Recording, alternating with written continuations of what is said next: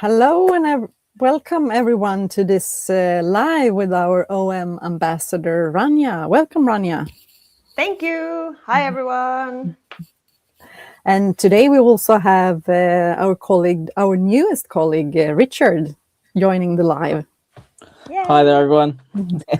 So, Richard, you had the opportunity to join the AMA session the other day, and this is your second live, I believe. Yeah, that's correct. Yeah. Nice. It's exciting. It's exciting to be here. And we're so glad that you are helping today because we have a big audience today. So welcome everyone. And please I really appreciate the help. where in the world you're living.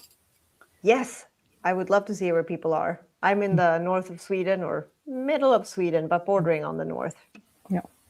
And my name is Pernilla, and I'm one of the North OM members. So I also live in Sweden as Rania, often taking care of the events in Sweden and Norway and other Scandinavian countries.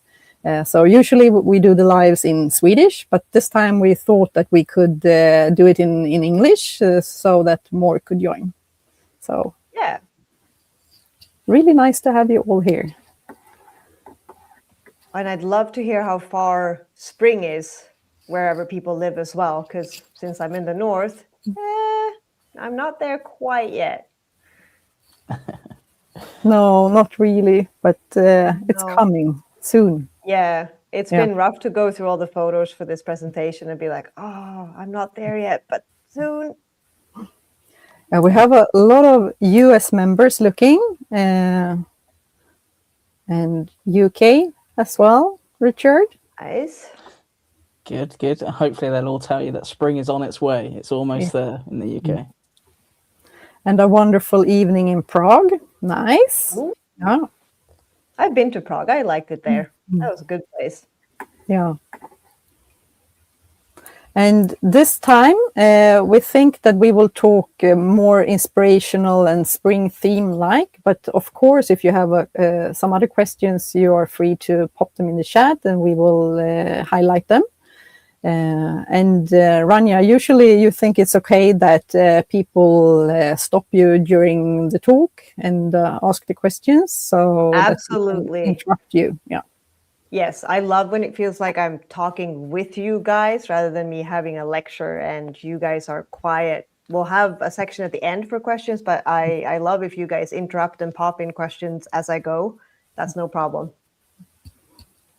That's great. So maybe we should do like this. Yeah. Yes. And whenever you feel ready to start, Rania, I think we can start. Sounds good. Yeah, I'm good to go.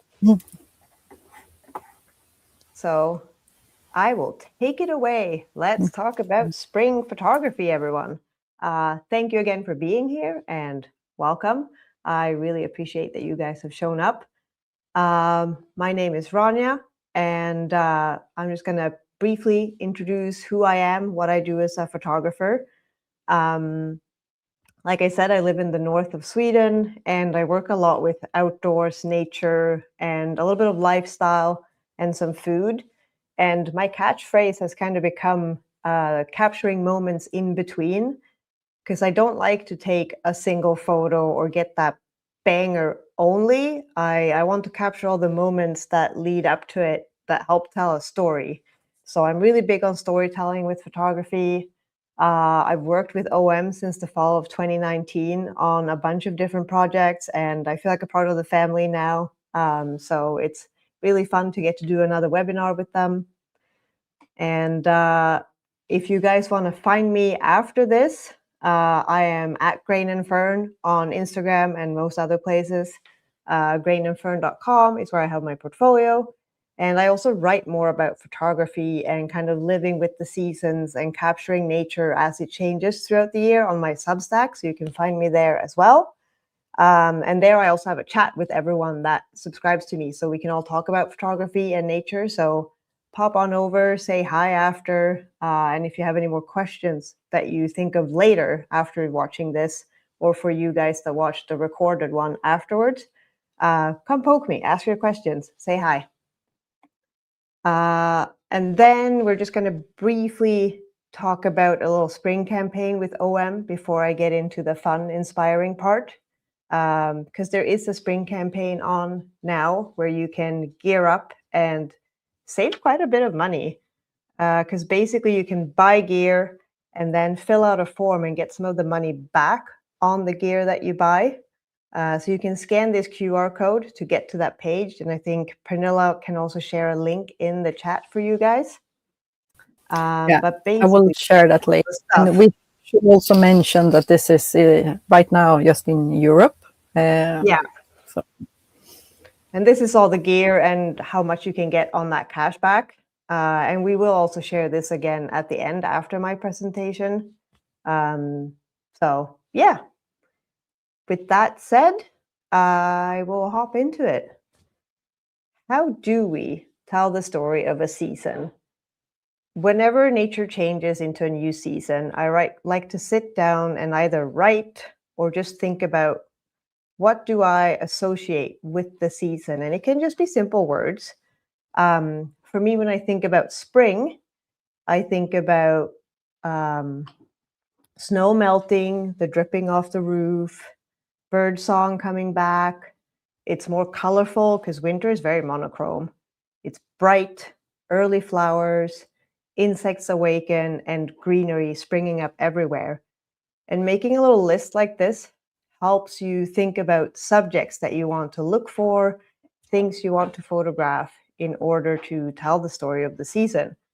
So doing this helps me a lot, and hopefully it can help you as well. So think about what you associate with the season or anything else that you want to go out and photograph. It's good to make a little list.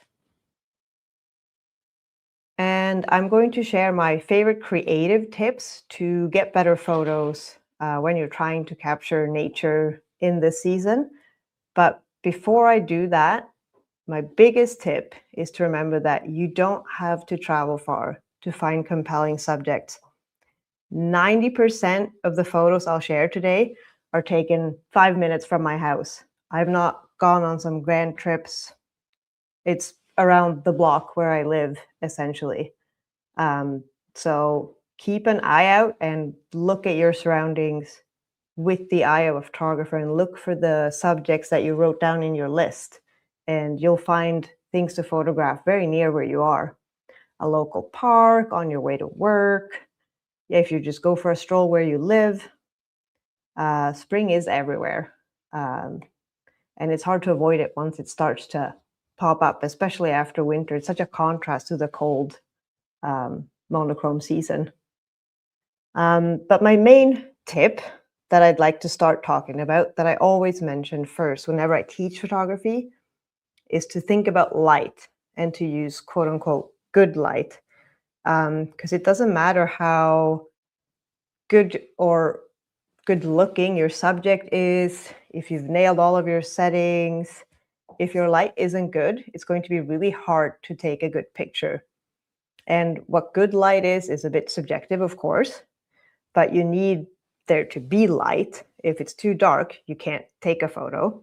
But for me, good light is often the golden hour, like early morning, late evening, especially in the summer, a lot of late evenings, because the sun is lower, the light is softer, and it's a lot warmer. So it just makes everything look magical. And here are some examples of photos that I've shot in that kind of golden hour setting. And yeah, it's just very soft and warm. And I feel like the light wraps around your subject in such a nice way, versus during daytime, it's very harsh and almost too strong. However, sometimes you have to shoot during daytime. Maybe you have time to go for a stroll during your lunch when you're working, and that's the only time you have to bring your camera with you. So learning to shoot in harsh sunlight is still very important, and there are some ways to do it. You have to find shade or use indirect light.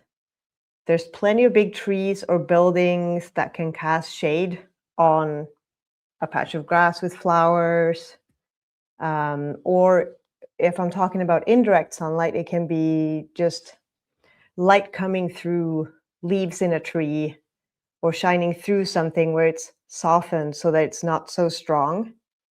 Like you can see in this photo. I hope you guys can see my cursor.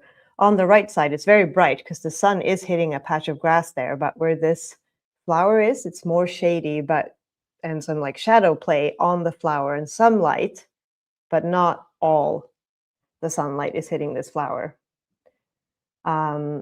This was when I was walking to work, and this patch of grass had a lot of yellow flowers.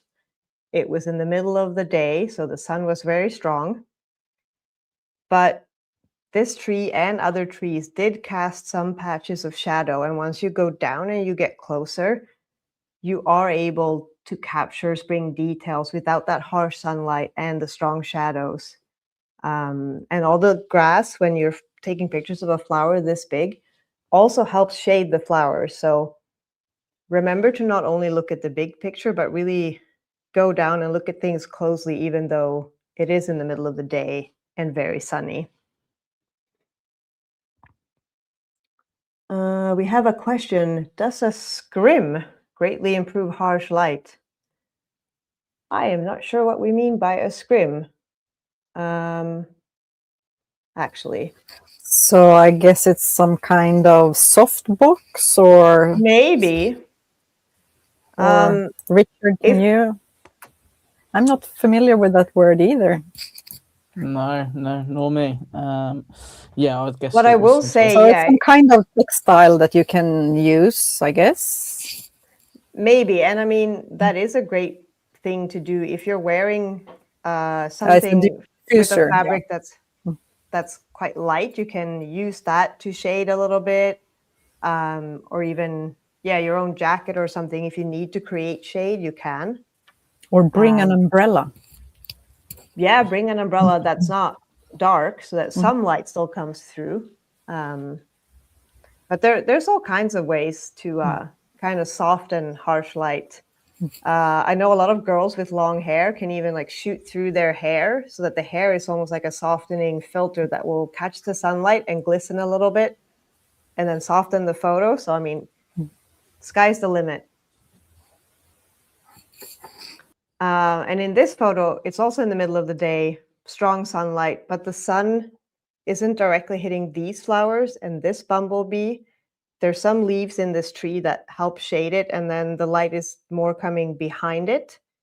So if you do have a lot of light in your picture and there isn't enough shade, instead of having the sun shine onto your subject, creating that harsh light and the strong shadows, try and have the sun be behind whatever you want to photograph, because then that still softens your subject and you get more of a backlit situation. Then you have to fiddle a little bit more with settings for the exposure, but it's worth it. And especially if there's a lot of white flowers, then you really need a softer light because white just bounces light back and it becomes very strong. And I mean, once again, when sunlight shines through leaves and you get this dappled sunlight, shadow play, like that can be absolutely gorgeous. So don't shy away from using strong sunlight. And once again, go down into the thick of it. This was also in the middle of the day, and you can see in the background that there is a lot of strong sunlight, but these flowers were so tiny that there's so many taller flowers and taller grass and things around them that still create shade and protect them from the harsh sunlight. So those are my tips for working with sun if you have to be out in the middle of the day. And on the topic of being in the thick of it, I am going to talk a little bit about the perspective of going low. But before I do, are there any more questions in regards to harsh light?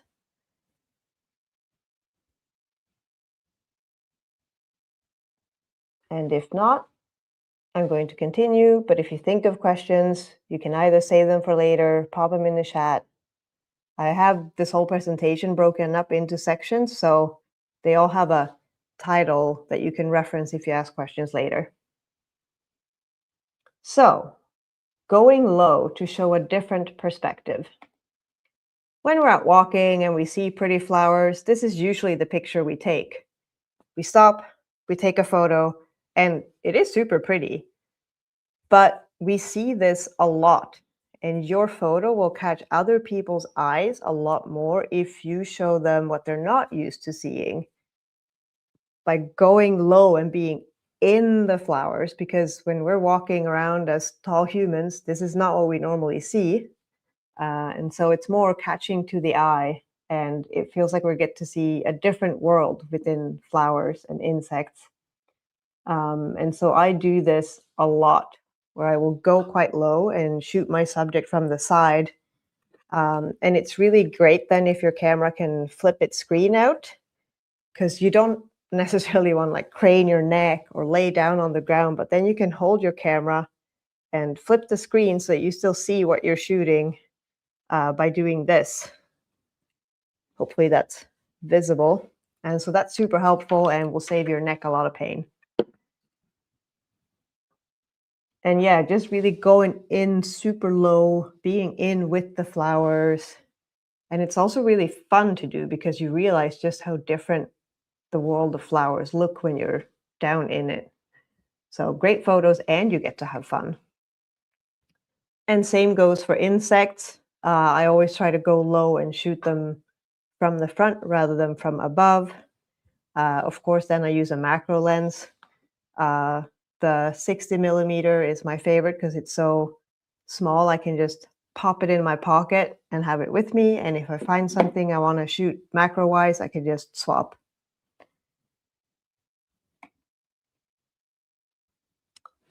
I do not use a flash. I'm one of those photographers who, well, I don't want to say I hate flashes, but I want to bring as little gear as possible. And I just love the challenge of using natural light and capturing what the world looks like and the light that's actually there. So I only use natural light. If I'm shooting still lifes or portraiture, I might sometimes use a reflector screen, but when I'm out in nature, I don't.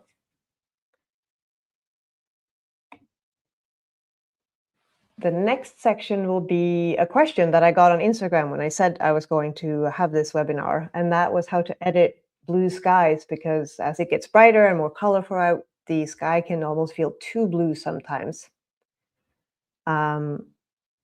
So I'm going to try and talk through how I do it a little bit. The left photo of this hooded crow is before any editing, and it's not too blue, but it's a very purpley blue, and the photo feels cold, and my style is very warm. So what I do is try and make the sky blue, but in a warmer way, because it just suits my style and my photos. And so what I do is, in this photo, the sky isn't too blue here, but this photo is used as an example to show what I do. And I use Lightroom, but these kinds of sliders to change the colors exist in most editing apps and software. So as you can see, the two sliders, aqua and blue, I haven't done anything with them yet in this photo. But what I like to do is move them in the hue tab to make the blue way more turquoisey in its color profile, which looks a bit unnatural, so bear with me. Then I go to saturation, and once again, using the aqua and blue slider, I bring the saturation down, which means I'm removing color. And then I go to this last tab called luminance, and I also bring them down just a little bit, and that makes the color darker. If I were to pull them the other way, it would get brighter. And that makes it look like that instead. So that's usually what I try to do. I try to make the sky feel like a warmer blue, and I make it slightly darker, and I bring down the saturation just to tone it down a little bit, because yeah, it can feel very blue sometimes. And especially if the rest of the photo is quite warm, or you're going for that warmer look, then a very cold purpley blue might not fit. So, experiment with that, and it's good to drag the sliders too far and slowly move them back to kind of find that point that you like. Don't be afraid to go to the extremes and then creep back to the original. Any questions? Rania, but I think you have a couple of presets that people can buy from you. Or Yes. you still have them? Yeah. Yeah, if you go to my website, I have a tab called Shop that takes you to my web shop where I sell presets, and almost all the presets do this. My summer preset a little less, because if I've photographed flowers that are blue, this makes them look super weird. So that's always tricky. And, sometimes you have to apply a preset and then kind of walk it back a little bit depending on what your subject is. The preset changes all those sliders, but you can always go in after and change them yourself. Because that's a tricky balance. And sometimes you have to mask out the sky and change that separately if you have other blue things in the photo, because the sliders will affect everything that's blue or any other color, depending on what you're doing. So here's another question. Yes. Normally I shoot with a very low aperture so that I get a very shallow depth of field and a lot of background blur. But for insects, I do want it to be sharper. So usually I will focus stack, but not have the camera put the images together itself. I will usually do that after and kind of go through the photos I like, and maybe not add all of them together, but some, just to get the insect sharp, but still have a blurry background. And roughly how many pictures do you have in your stack? The ones I end up choosing and editing together might be somewhere between 4 and 6, a little bit depending on the insect and the background or whatever flower it's on. I'm also notoriously bad at bringing a tripod, and so I always do the focus bracketing handheld. And so if there's shifts, then I need to fiddle around a bit afterwards with editing, because obviously I cannot hold the camera that still. And here's also an editing question. Wouldn't reducing highlights help with sky as a shortcut? Yeah, definitely. And that's something I do with my photos overall, not just for the sky, but in general, I do bring highlights and the whites down. And also if I'm using curves, I bring the highlight down and the blacks up to create more of a soft matte look. And that definitely helps with the sky as well. And this I know the answer to, but please go ahead. Da-da-da! It's the 20 millimeter f1.4. Always, always, always. Yeah, I love it so much, because I can take a landscape photo, I can shoot a portrait, I can get really close to flowers and insects without having to swap a lens. So it's just so versatile. I love it. And it's light, small. Yep. And I do think the thing with this lens is that not all people really understand what all the things are about this lens, but as soon as you have tried it, you love it. Yeah, and as soon as you also not just try it for what you normally would do with a 20 mil, but when you realize how close you can get to things and still focus, I think when I realized that the first time is when I really fell in love with the lens, because that meant I could leave a few other lenses at home. And yeah, it's just so good. So a lot of the photos, besides like the really close-ups of insects in this slide, are shot with the 20 mil. So if you are not shooting in harsh daylight and you don't want a very blue sky, you could also shoot in or after it's rained. You could also bring a spray bottle out and actually spray water on plants if you want to. But there is something about nature after it's rained where the colors pop and you have all these glistening water drops everywhere. that's really beautiful, and it just feels like nature is alive because, of course, it's a living thing and it's thirsty, and so when it rains, everything just awakens. So I think it's super fun to go out after it's rained and just seeing the drops on the flowers and even some insects carrying drops around. This was a very fun thing that I saw that I haven't seen before nor since, that I'm really glad I got to experience. The amount of drops here was just insane. And I do think this is shot on the 20mm actually, not the macro. Not 100% sure, but I think so. Yeah, the greens get so deep and rich, and the flowers just glisten. I think it's absolutely beautiful, and hopefully you guys get some nice spring rains after the snow melt where you can go out and capture this. It's super fun.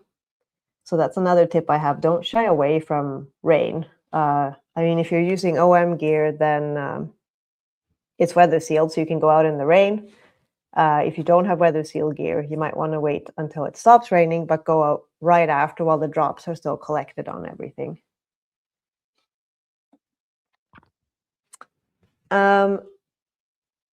This is another favorite tip of mine, and of course, all of these things I combine.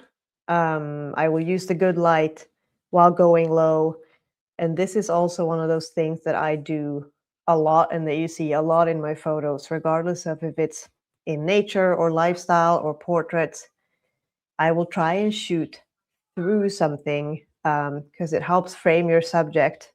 Like I mentioned in the beginning, you can also shoot through hair and things like that to soften a photo or, yeah, lead the eye to where you want to look. And so here I have shot through the leaves of this apple tree, and they help frame this one flower that the bumblebee was buzzing around, and it really just leads your eye to where you want to look, and it adds a little bit of depth and interest to a photo. Oh, we have another question that says, please repeat the lens you're talking about. It is the OM System 20mm f1.4. I don't know how well you can see it or if my camera will focus. And the other lens I mentioned is the 60mm macro, also from OM. It's so tiny. So yeah, I just have this in my pocket usually. Maybe Pernilla or Richard can also drop links to the lenses somewhere in the chat. Here's an example where this bumblebee was sitting very still, resting on this heather one evening. And I was able to take a picture of it and then move some of the other heather in front of my camera and shoot through it, which added this soft, dreamy look. And this is kind of similar to what it would look like if you shot through hair or sheer fabric or something. And it's super fun to play around with. If you find a leaf or a flower that's kind of fallen off somewhere, you can also bring it with you and hold it in front of your lens and experiment. It just does a lot of extra to a photo in a very easy way. When I did my internship, when I studied photography, my job sometimes was literally to hold grass and flowers in front of the photographer's camera. So it's a well-used technique, but does wonders. And another example where I've both combined the going low and being in it, which automatically results in the fact that you are shooting through things. You have a lot of these flowers in the foreground that add this soft blur, and it leads the eye in and adds a lot of depth. I just love shooting through things. It's also a great way to hide ugly things. Say you're shooting at a street and there's a car or a street sign. If you're able to just duck behind a tree or hold a flower up in a certain way, you can sometimes hide the car or the sign in a very natural way so you don't have to edit it away after. And yeah, once again, just being in it, going low and shooting through all these flowers just also shows how many there are. when you see that depth. So yeah, I think this is one of my favorite creative little tricks that I do a lot. And sometimes I'll even bring little crystals or shiny things that I can also hold in front of the lens to shoot through, and it adds a really cool effect. And this is super fun to do with portraiture or any other type of photography as well. There's no limit to how you use this. If I use any filters to protect the lens, I do not. I'm not very careful with my gear because it can handle a lot. And I mean, usually I have it on my shoulder, either just the one shoulder or slung across my body. But I have the lens hood on so that if I accidentally walk too close to a tree or something, the lens hood will take the brunt. But I have nothing on the lens because I want the glass of the lens to be uninterrupted. And I want my gear to be as light as possible. And I don't want stuff that I have to take on and off. So no filters. When I shoot through things, if I use manual focus or a particular focus mode, like single point, what a great question. I use single point. So I will usually move the point to where it needs to be. And I have also changed my focus button to be on the back of the camera, which means I can focus with my thumb. And then I can move the camera a little bit. And once I press this button to take the photo, it won't change my focus. So my shutter button does not focus, which helps a lot. So as soon as I push this in, nothing happens. Focus is only on my back. So that's how I do that. If it's a super tricky situation, I might move to manual, but I almost never need to. You could also set the focus and then hold the thing in front of the camera, rather than having it there while you're focusing, if that's easier. Any other questions? Do you notice or run into certain limitations on Micro Four Thirds system? Have you ever tried other formats? Yes, before I moved to OM in 2019, I used full frame cameras. And I was worried when I was going to make the switch. But once I got into it and started using Micro Four Thirds, I did not notice a difference, and I've not been disappointed. I think the only time you'd want full frame is if you are a photographer that prints your photos really big, which I don't.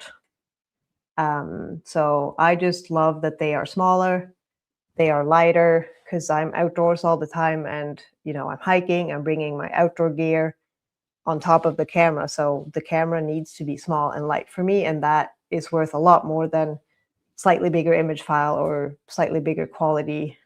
So for me, it's definitely not a problem. And so far with all the clients I've had, no one's complained either for what they use the photos for. So yeah. I'd also need to step in here because it's about the sharpness of your insects. And I do believe that this also can be because of the streaming we have today, that it looks maybe a bit unsharp, and it isn't. So usually your photos are really sharp, so it shouldn't be any quality issues with the photos. So. No, we've definitely had to lower the quality a little bit to make the PDF for this presentation smaller. But with that said, I am not like a nitty-picky photographer that wants like super sharpness all the way on every part of the insect. I am okay with the back end of the insect maybe falling out of focus, or if I'm shooting through something, to have that sheer, softer look a little bit, because to me, it's a lot about the feeling of the light and summer and everything around it, not just a clear photo of an insect to be able to identify it, for example. So I try to balance that, and in a perfect world, I'd have both. But if I have to pick one, then that softness and storytelling, creative aspect is more important to me. But thank you for the clarification. Yeah, the streaming does remove some sharpness. Ooh, which camera body do I use? Do I carry more than one body? Right now, I am mostly using the OM3. I really love it, mostly because I have quick access to the creative dials, both the color profile dial down here where I can switch to my color that I've set or black and white, and also that I up top quickly can swap from photo to video and turn on double exposure. I love having that readily available without having to go into any menus. I also use the OM5 and the OM5 Mark II a lot. But when I'm outdoors, I only bring one camera body. If I'm shooting events, I will usually have two bodies, and then I have like a leather harness strap system with two cameras on either side, because then I need to be quick and I can't be changing my lenses. But for outdoors, that's not what I do.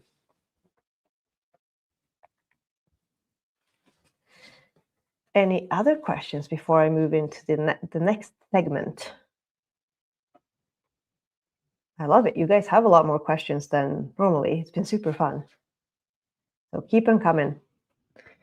On the topic of going low and shooting through things, I want to talk about just really moving around your subject. When we find something and we take a photo that we like, it's easy to be like, cool, I like that, and we move on. But it's really good to examine a subject from different angles and being aware of what happens when the background or the light changes depending on where you are. This was a flower that I had in my garden, and I thought it was beautiful, and it was an evening light, and I took this photo, and it's nice. I'd be happy with this photo, but I decided to start moving around it, and I took this photo where the sun is shining through things on the other side of it, which softens the light. The background ended up being a lot darker, and so my subject pops more. And then I also took this photo where I now have it backlit, and I'm getting a little bit of sun flare shining through it. And all three photos are from the same flowers on the same bush during the same time, but they look very different. So my tip here really is to not settle too quickly with what you got, but really, yeah, move around and go lower, shoot through things, look at the background, look at the light. And really experiment. We're living in an amazing world where we are not shooting film, and there's a lot of space on our memory card, so we might as well try all of these things. And sometimes you won't know what you like the most until you've edited it afterwards as well. So that can be really helpful to have all these different angles of the same subject. Also, depending on how you want to use a photo. If you want to add text somewhere, then maybe you want the background to be a bit different than if you don't. So yeah, dare to experiment, crawl around.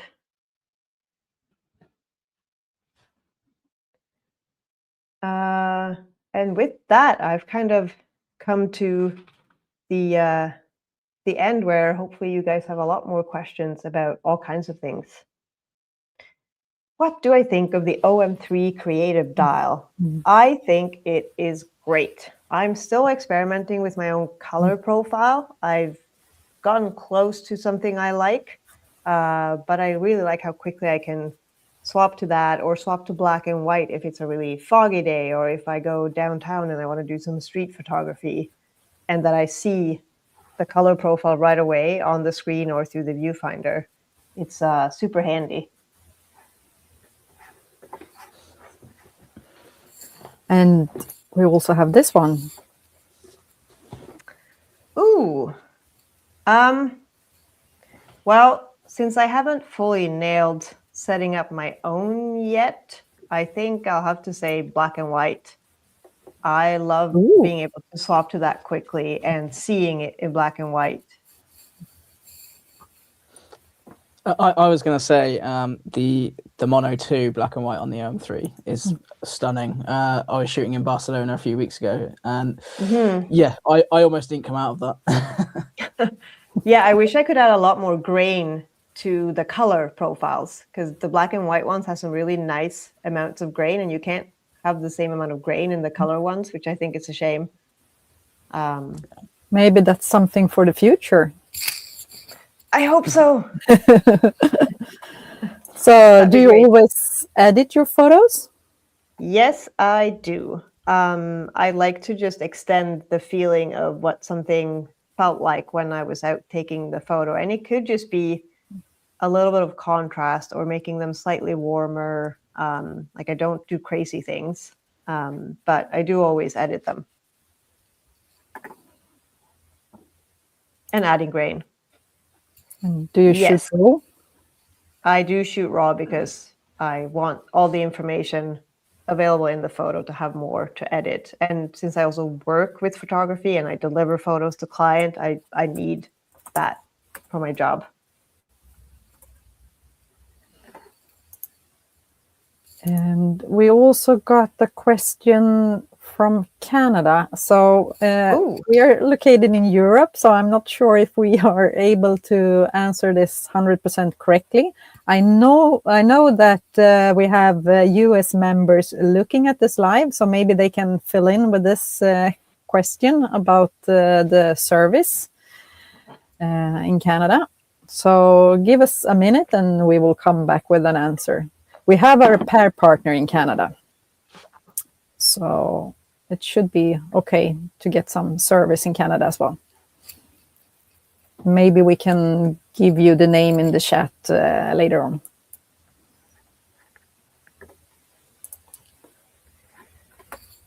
Oh, this is a tricky one. I feel like social media has really changed things where I do shoot a lot more vertical now because people look at photos on a phone most of the time. And so I would say that I like verticals more, but it's become like it's a trained thing. I think I shot a lot more horizontal before. And I go a little bit back and forth.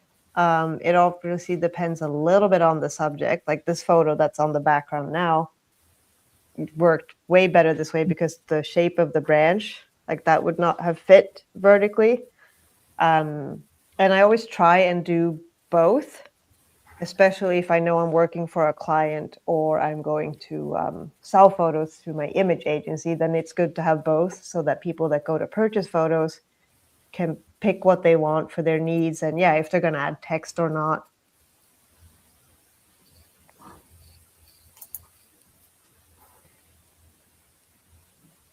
Subject detection. Yeah, I only use that if I'm photographing people, or like this winter when I've been photographing a fox a lot, then I've had the dog and cat subject detection on. But for flowers and insects, I don't have that. I have single focus, no tracking. And I mean, Rania, you're shooting on 3 different camera bodies now, and they all have a little bit of different settings. So how do you cope with that? And do you have sort of the same settings in all 3 cameras, or? Yeah, they're all set up in the same way. Like my focus is on that back button for my thumb on all 3. And the things I know I will want to get to quickly in the menu, like the focus bracketing or double exposure, I will save in the my own custom menu so that they're quick to get to. And my focus settings with single point, not continuous, are also always the same.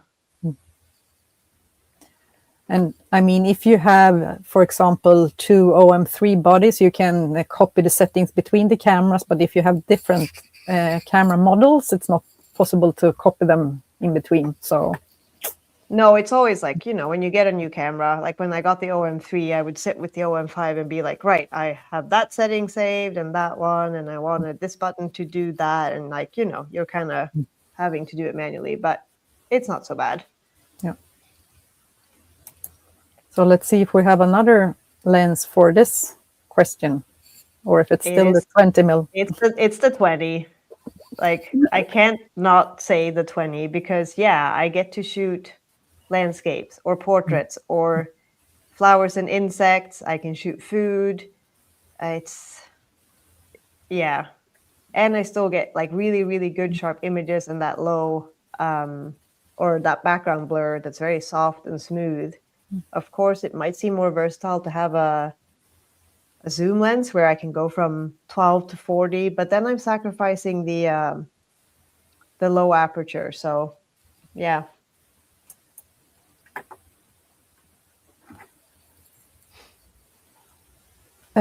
So let's see what we have here.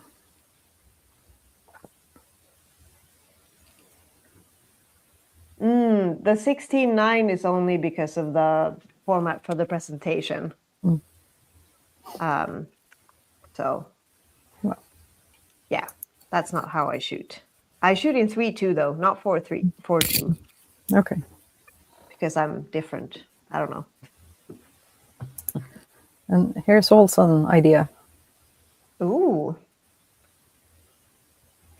Yeah, honestly, that would be a very easy thing to add, I suppose, for whoever is listening out there working for OM that can make our dreams come true. We have to take notes of it. But add the grain first. Okay. Oh, favorite subject? Oh. That, I mean, nature. Pine cones? Oh. It is definitely nature related. Pine cones are beautiful. I do end up taking photos of pine cones a lot. Also juniper. But I mean, I think my favorite subject is actually to photograph people in nature or mushrooms. I think.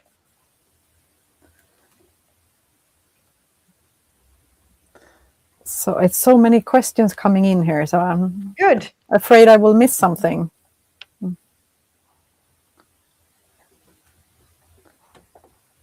So the question for me would be, when you go shooting, are you thinking of a particular shot you want to take, or are you literally just going for a walk and taking what you can get? Usually I'm just heading out. My main factor for going out in the first place might be like the light is gorgeous or it's foggy, or I know I need forest photos or flower photos, but I don't have like a shot list. And so then it could be like, oh, I'm going to head to the forest and walk around. And obviously I have a few forests that I really like and that I know are beautiful to take photos in. And now when spring comes, I live near a park where they've planted a lot of flowers that I know are going to pop up. So for like golden hour, I'll know to go to the park and just see what I find. Or I'll just go out in my garden and be like, oh, there's lots of bumblebees in this flower and I'm going to shoot them. Makes sense. So what about portraits? What lens? I do use the 20mm a lot, but for work sometimes if I'm inside and it's dark, I will also use the 25 or 45 f1.2 just to get that extra little bit of light. And we also got answers to the repair question in Canada. Great. So, favorite OM camera? We can guess. Maybe. I mean, oh, that's tricky. I love the OM5, and the OM5 has been like my buddy for such a long time. But the arrival of the OM3 has like put that friendship on a bit of a strain, where the OM3 might knock the OM5 to second place, perhaps. And it is because of the color dial, isn't it? Yeah, the color dial and just the little dial up on the left as well, like swapping from photo to video, and the double exposure button, I think are just great. And also it's just such a gorgeous camera. I love how analog it looks. But we had in the beginning, we had a couple of people telling that they will buy the OM5 tomorrow. So Nice. I'm considering the OM5. So hope you I are. mean, I still we love the have OM5. the promotion on OM5 now. So Yeah. okay, so one more about OM3 here. Yeah, especially if I want to use the black and white, I will change to RAW and JPEG so that I have a black and white photo that's just ready to go. I don't need to do anything more. So then I will turn on to have both RAW and JPEG.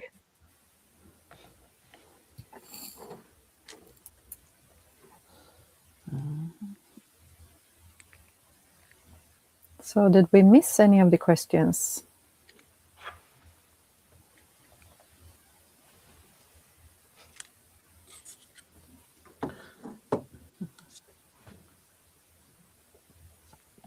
I think we had most of them, or some of them were a bit similar to each other. Yeah, hopefully you guys have gotten your answers and also a lot of inspiration. Yeah. And maybe we should share this one again. Yay! See, grain is in my name, so we need more grain for the color profiles on the OM3. That's true. And as you said before, if anyone have questions afterwards, they can reach out to you. And if they want to have any tips on settings or any recommendation on lenses, they can also reach out. I love helping you guys figure out what gear to get or how to take a photo that you want to take or figure out why something didn't turn out the way you want to. I really like doing that. So yeah, don't hesitate to reach out. I was telling Pernilla and Richard that I had someone that was actually even able to come visit me and like feel cameras and try them out before buying gear. So yeah, I just love helping people find what they need for photography. And this one, I also saw someone that noticed that you had the grip and told that they had the same grip. Yes, I have a wooden grip for the OM3. It's a dark wood, and it's pretty small and minimalistic because I don't have huge hands, so I don't need a giant grip, but it definitely helps and just made the camera look even nicer. I also have a wooden, what's it called? Flash mount plate? Hot shoe cover. Thank you, yes. So I'm being very matchy. And we need to say that this grip, it's a third-party one, so it's not the OM one. But no, I don't remember the brand, but yeah, just Google OM3 wood grip. But you guys also sell a different grip through OM on the website, I believe. Yeah, we do. Yeah. Yeah.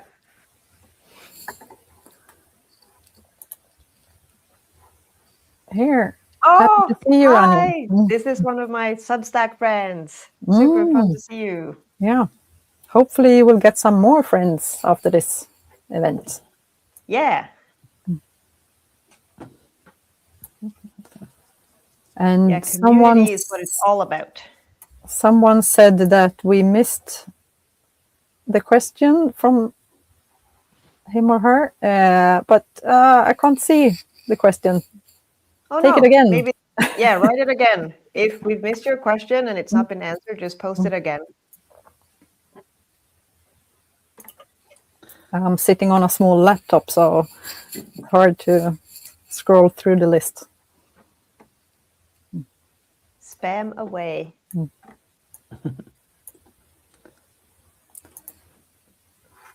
How do you use double exposures? Yes, I missed the double exposures today. I mean, you're so good at it. Well, the ones that turn out good are good. I'm still experimenting.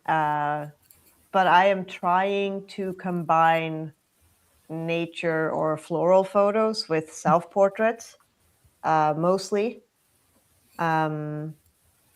which I think is super fun, and it's challenging, but I really like that you can take a photo and then still see it a little bit when you go to take your second photo. It's very helpful. But yeah, it doesn't always turn out the way I want to. And so you do it directly in the camera, not with this overlay function. You think that? No, I double turn on the exposure- double exposure either with this button on the OM3 or through the menus, and then you get to change some settings with how it overlays or blends the photos, which I'm also experimenting with which one I like. And then you take a photo, and then it's still kind of visible on the screen when you go to take your second photo. So you can kind of see if you would get flowers in your face or, yeah.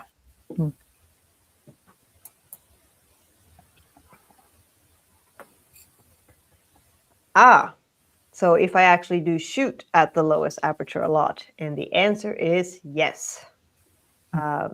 With the 20mm, I'm almost always shooting at f1.4.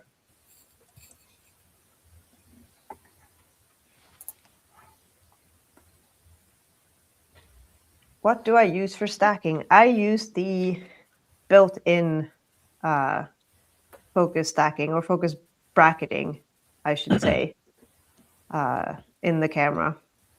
I don't know if people can see, but this is kind of what I have saved in my own personal menu, but maybe it's not going to be visible.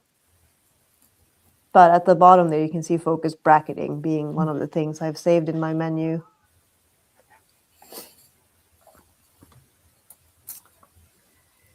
And why do you shoot in 3:2? I just like the way it looks. I don't really have another answer for it. Yeah, I don't know. I've set my screen to be 3:2 so that I see it that way, and I don't know. Maybe I'm old school. Oh, maybe this was the question that we missed. This is a good one. Yes. If I go hiking and I want to be able to zoom, I have to like glance over at my shelf of lenses. I've used the 12 to 40 a lot recently. But then also is it 12 to 100? Yes. No, 40 or 40 to 100. No. 40 150 or 12 100? No, it's the 12 to 100. That one I've been using a lot because if I am bringing a zoom lens, I might as well bring one that can really go from really wide to zoom in. That one is amazing on longer hikes if you only want to bring one lens. And I mean, and the closest focus distance on that one, it's amazing. So yes, use it as a macro lens, and it's so good. Yeah, it's a great lens. If I only have the 20mm with me and I realize I want a wider shot, I will do like a handheld panorama where I will take a photo and then take a photo and take a photo and move it and take and take and take and take and take and take, and then stitch it together using like Lightroom's merge to panorama feature. So there are ways to capture wider scenes if you don't have a zoom lens with you. That's not a bad idea. No, I do that quite a lot, actually.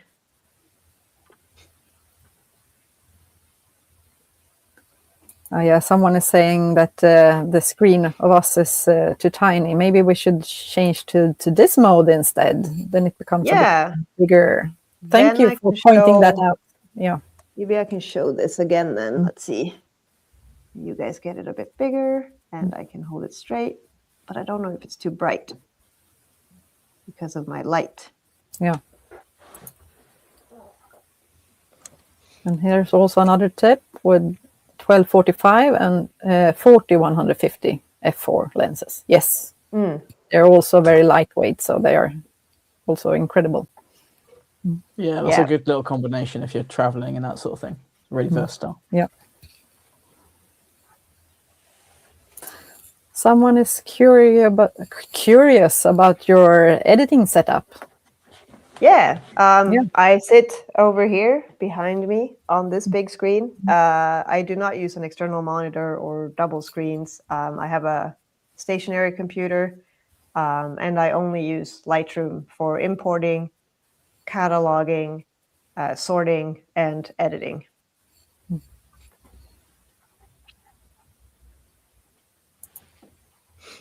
And takes too much time to stitch them together with a handheld panorama. I feel like you mark the, what is it, 1, 2, 3, the 9 photos you get. You tell Lightroom to do it, and you go grab another cup of coffee, and you come back, and it's done. It's not so bad. No. Okay, so I mean, we have been talking for 1 hour now. Time moves so fast. Yes, yes.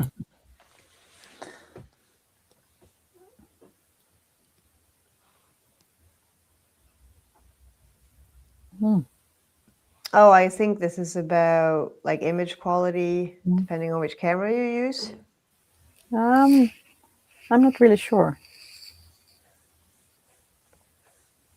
These days, I mostly use my OM1 Mark II to scan my negatives, if I'm being honest, rather than taking photos. Or it's also my web camera when I do these things. Yeah, they are great for web cameras, the OM Yeah, camera. they are. Yeah.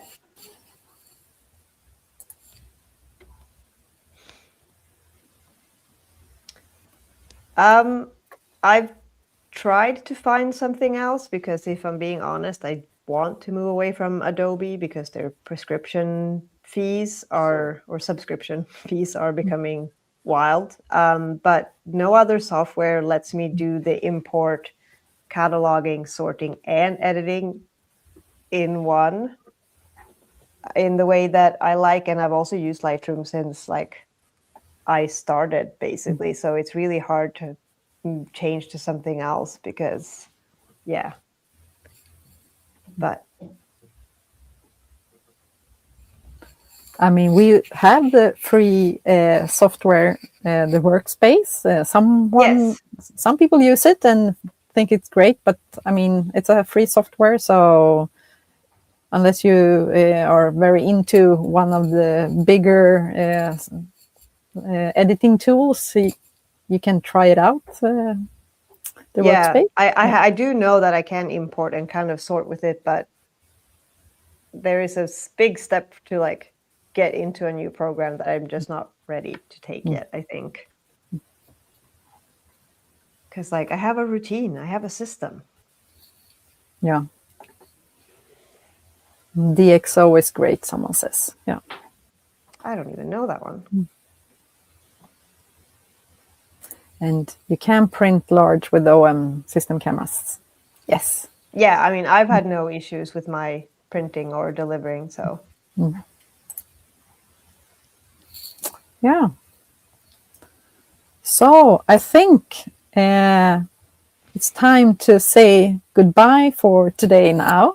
I also see that some people say it's time to run. So we have been talking for more than 1 hour now. So let's just ask Rania to come back some other time and we can make another one with some other inspirational content. Yeah, absolutely. I am always happy to hop on here to chat about whatever. I know we've talked about doing a mushroom themed one in the fall. Yes. And I appreciate that everyone took an hour out of their day to come hang out with us and for all the great questions. Yeah. So, thank you and good night from Europe and good day to all the US watchers.